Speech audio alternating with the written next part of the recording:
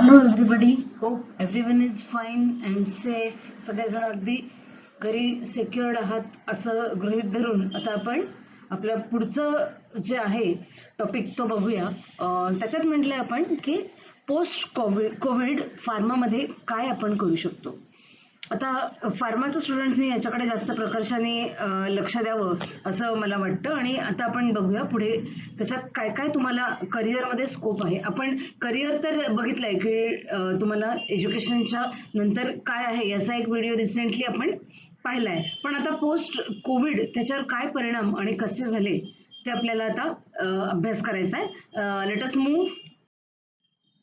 C, post covid जे आहे ते जगात प्रचंड चेंजेस झालेले आहेत आणि त्याच्यात पोस्ट कोविड एक व्यवस्थित रिसेट हा करायला लागणार आहे. आणि त्याच्यासाठी आपल्याला एक व्यवस्थित अभ्यासक्रम आपल्या करिअरचा सुद्धा आपल्याला सेट करावा लागणार आहे. पहा, लॉकडाऊनच्या नंतर जे ट्रान्सफॉर्मेशन्स आहेत ना ते असे झाडून निघाल्यासारखे आपल्याला बदलून काढावे लागणार आहेत. आणि ते जे आहेत ते फार्मा सेक्टरमध्ये खूप मोठ्या प्रमाणात त्याच्यावर बदल होणार आहेत. आणि ते म्हणजे बेसिकली आपण ट्रान्सफॉर्मेशन वर्क प्लेसेसमध्ये होणार आहे, वर्क फोर्सेसच्या ऑपरेशन सिस्टम्समध्ये होणार आहेत. आणि ते जे ट्रान्सफॉर्मेशन आहे ते काय होणार आहेत तर ते आहेत हायरिंग ट्रेंड्समध्ये होणार आहेत. म्हणजे जे एम्प्लॉईजला रिक्रूट करतात त्यांच्यावर होणार आहे. त्याच्यानंतर त्यांचे रिटेन्शन प्रोग्राम्स, त्यांचे स्किल्स याच्यावर सुद्धा हा मोठा परिणाम आपल्याला दिसणार आहे. आणि पुढचा बदल जो आहे तो रिक्रुटमेंटच्या संदर्भात कंपन्या जो फॉलो करणार आहेत त्याच्यात म्हणजे मेजर चेंज जो आहे तो स्किलच्या फ्लेक्झिबिलिटीमध्ये दिसणार आहे, रोल अँड फंक्शन्समध्ये दिसणार आहे, एम्प्लॉयमेंट आणि डिप्लॉयमेंट या दोन्ही ठिकाणी आपल्याला ते दिसणार आहे. आत्ताच रिसेंटली ते दिसायला लागलंय, पण फार्मा सेक्टरमध्ये खूप ओपनिंग्स आहेत, चेंजेस दिसत आहेत. डिप्लॉयमेंट नाही, मी म्हणते त्याच्याकडे लक्ष द्या. चेंजेस जे आहेत ते एम्प्लॉयमेंटमध्ये आपल्याला फोकस करायचं आहे. डिप्लॉयमेंट ही सगळ्या सेक्टर्समध्ये झालेली आहेच, पण आपण त्या दृष्टीने वर्कआउट करायचं आहे जिथे एम्प्लॉयमेंटला फिजिबिलिटी आहे. मग त्याच्यासाठी आपण मल्टी स्किल्ड वर्कर जे आहेत तिकडे जास्त कंपन्यांकडे लक्ष राहील सिंगल स्किल वर्करपेक्षा. म्हणून आपण स्वतःला हे मल्टी स्किल कसं डेव्हलप करायचं आहे याच्याकडे आपण पुढचा आपला फोकस ठेवायचा आहे. आणि त्याच्यासाठी मग आता जी ग्लोबल डिमांड आहे त्याच्याकडे आपण लक्ष द्यायचं. तर ग्लोबल डिमांडमध्ये काय काय मेजर फार्मा चेंजेस होणार आहेत तर त्याच्यातली एक महत्वाची गोष्ट म्हणजे अशी आहे की IT सेक्टर सारखं किंवा इतर कुठल्याही सेक्टर सारखं वर्क फ्रॉम होम फार्मामध्ये होऊ शकत नाही. तर फॅक्टरी जी आहे आणि त्यांची वर्क प्लेस जे आहे ते ग्लोबली त्याचं वर्कआउट डिझाईन होणार आहे. आणि अशा दृष्टीने आपण आपलं काम असं करायचं आहे की आपली लेसर कमीत कमी डिपेंडन्सी ही चायना किंवा बाकीच्या देशांवर सुद्धा राहील. मग ही आपल्या देशाला खूप चांगली संधी आहे, याच्याकडे बघून आपण काम करायचं आहे. ऑलरेडी एक्झिस्टिंग फार्मा कंपन्या ज्या आहेत त्या सबस्टॅन्शियल चेंजेस त्यांच्या मॅन्युफॅक्चरिंगमध्ये करतात. आणि त्याच्यात मग जेनेरिक प्रॉडक्ट्स असू दे किंवा आयुर्वेदिक प्रॉडक्ट्स असू देत किंवा आयुषने जे डिफाईन केलेलं आहे ते सुद्धा असू देत किंवा इन जनरल फार्मा जे आहे API वगैरे जे वर्ल्डमध्ये काम करत आहे, फार्मा जेनेरिक्समध्ये काम करत आहे, त्याच्यात आपल्याला भरपूर मोठा स्कोप आहे. एकतर आपण बिगेस्ट मॅन्युफॅक्चरर होऊ शकतो आणि मॅन्युफॅक्चरिंगच्या बरोबर आपण एक्सपोर्टर सुद्धा होऊ शकतो. आपल्याकडे लार्जेस्ट मॅनपॉवर आहे की जी तरुण वयोगटात मोडते. त्याच्यामुळे we should take advantage of all these things and this is the time for as a nation आपण बघायचं की आपण काय काय अनालाइज करू शकतो, आपण कुठल्या सेक्टरमध्ये फार्माच्या कसे बसू शकतो, what we are good in. मग ते रॉ मटेरियल असू दे, रिसोर्सेस असू दे, API असू दे, याच्यात आपण स्वतःचं स्किल 10 ते 40% वाढवण्याची संधी ही आपल्याला इथे डेफिनेटली मिळू शकते. मग आता त्याचं बॅकग्राऊंड काय आहे आणि त्याच्यात आपण कसं काम करू शकतो याच्यावर आपण पुढे बघूया. हे बघ, करिअर इन फार्मा हे तर आपण रिसेंटली बघितलंय, त्याच्यावर मी जास्त फोकस करणार नाही. फक्त वेगवेगळ्या फील्ड जे आहेत त्याचा आपण एक ओव्हरव्ह्यू बघून घ्या.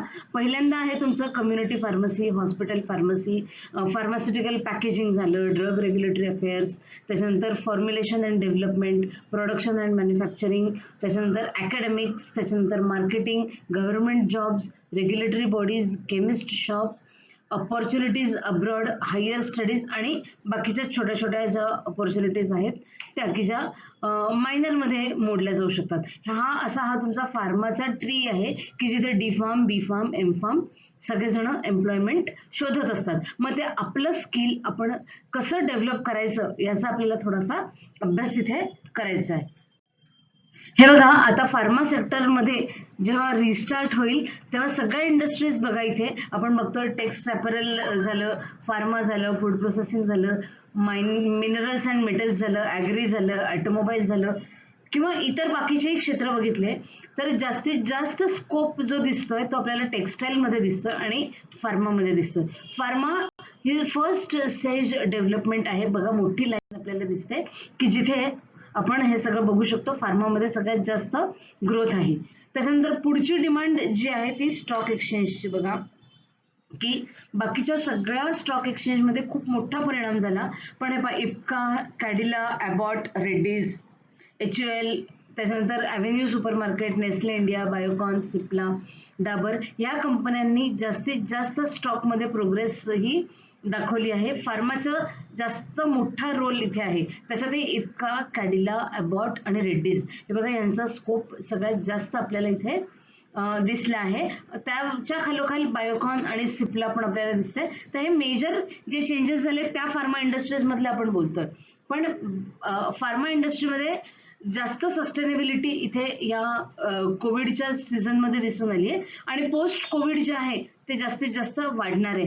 कारण फार्मा इंडस्ट्रीची ही गरज जास्त वाढणार आहे. ती नुसतंच कोविडच्या याच्यात नाही तर बाकीच्या आजारपणा पण आहे किंवा स्वतःची इम्युनिटी वाढवण्याच्या दृष्टीने पण आहे, इम्पोर्ट एक्सपोर्टच्या दृष्टीने पण आहे. म्हणजे तो ग्लोबल विचार आहे. सेल्फ पासून तर इंटरनॅशनल लेवल पर्यंतचा हा विचार फार्मा इंडस्ट्रीमध्ये जास्त सस्टेन करू शकतो हे कोविडच्या सीझन मध्ये दिसलंय आणि पोस्ट कोविड आपण त्याचा पुरेपूर फायदा करून घ्यायचा आहे. तर तो कसा फायदा करून घ्यायचा आहे त्याच्यात आपण बघूया.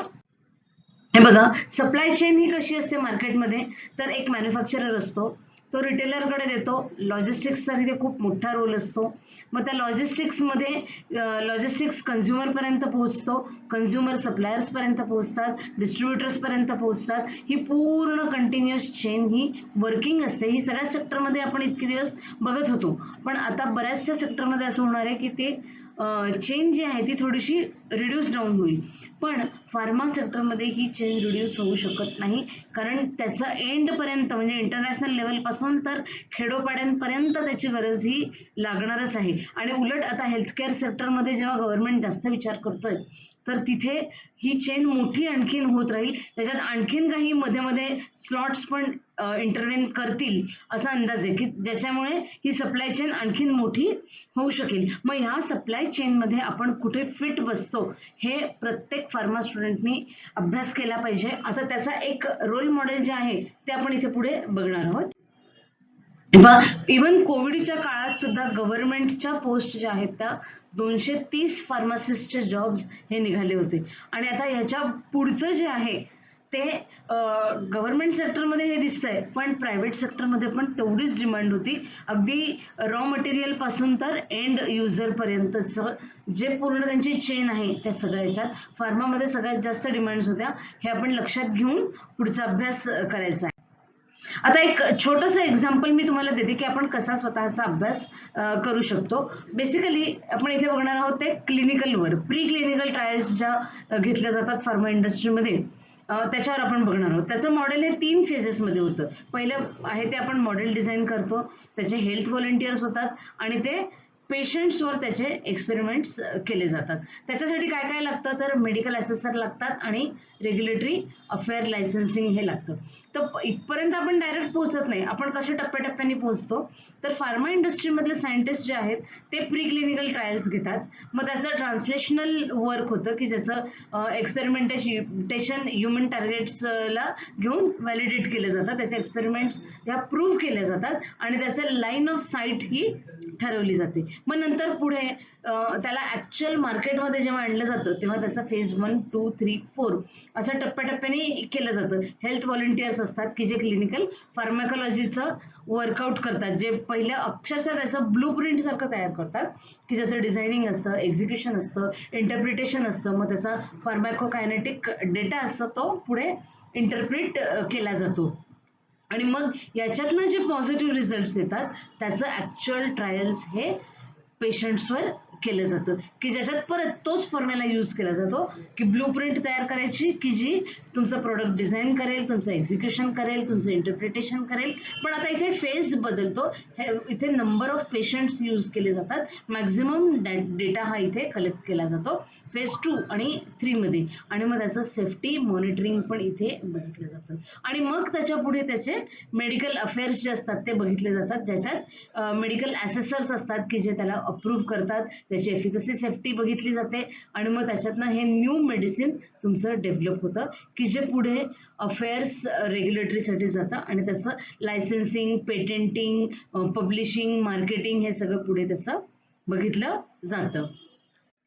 आणि मग आपण इथे कसं वर्कआउट करतो, एंट्री लेवलला जेव्हा क्लिनिकल रिसर्च असिस्टंट जो असतो तो पहिले मिड लेवलला काम करतो आणि मग नंतर पुढे मॅनेजरियल लेवलला काम करतो. मग मिड लेवलला त्याला काय काय काम करावं लागतं, तर CRA that is monitoring in house, that is clinical research assessment त्याला इथे करावं लागतं की जिथे तो एखादा डॉक्युमेंट स्पेशालिस्ट असतो आणि तो प्रोजेक्ट कोऑर्डिनेट करून तो पुढच्या स्टेजपर्यंत नेऊन ठेवतो आणि मग हे मॅनेजरियल लेवलला तो पुढे हा प्रोजेक्ट हँडल करतो. आता ह्या लेवलपर्यंतचं आपण कुठे फिट बसतो हे मी तुम्हाला क्लिनिकल रिसर्चच्या बाबतीत सांगितलं, पण त्याच्यात बरेच आपण प्रोजेक्ट्स बघतो की जे फार्मा इंडस्ट्रीमध्ये वर्कआउट होतात.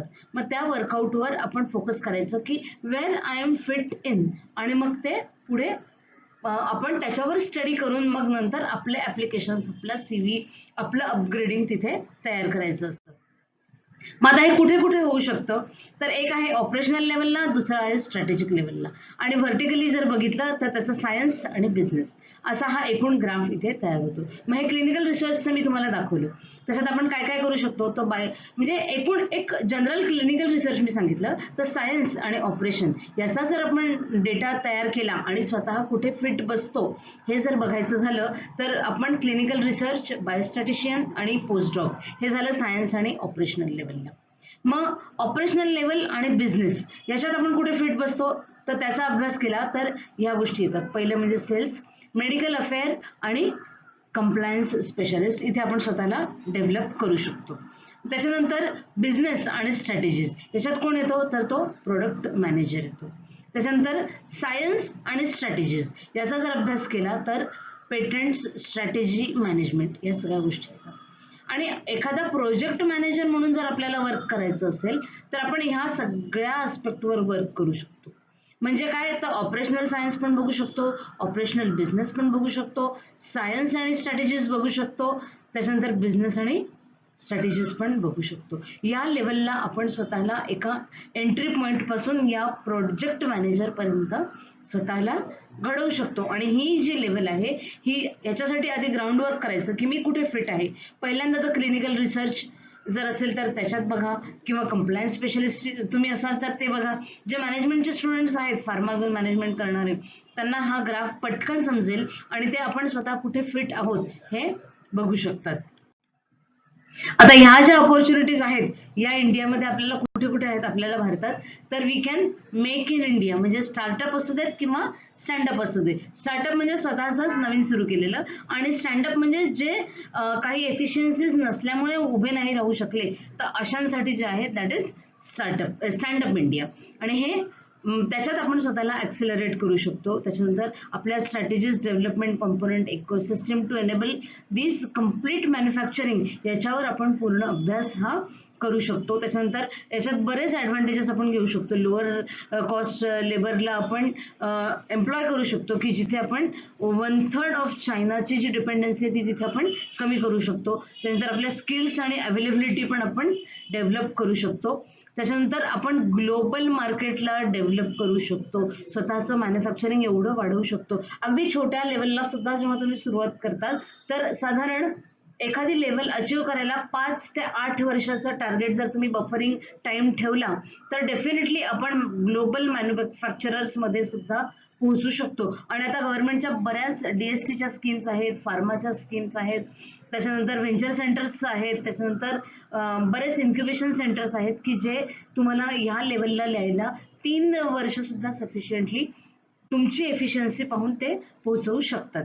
दिस is all to encourage all your export of products. हे तुम्ही डेफिनेटली इथे तुम्ही करू शकता आणि this is the right chance to enter as a entrepreneur म्हणा किंवा ॲज अ एम्प्लॉई म्हणा, ॲज अ एम्प्लॉयर म्हणा किंवा स्ट्रॅटेजिक ॲक्शन्स घ्यायला सुद्धा this is the perfect time for a pharma student to develop his career.